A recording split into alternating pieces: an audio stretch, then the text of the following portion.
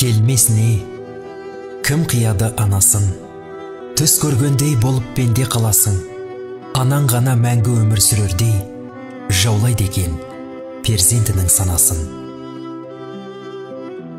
Асыл ана, жүзің нұрлы күн едің, шаңырақтың мерекесі гүл едің, сабырлы едің, қадамы бар салмақты, мейірімге бөлуші едің жан жақты.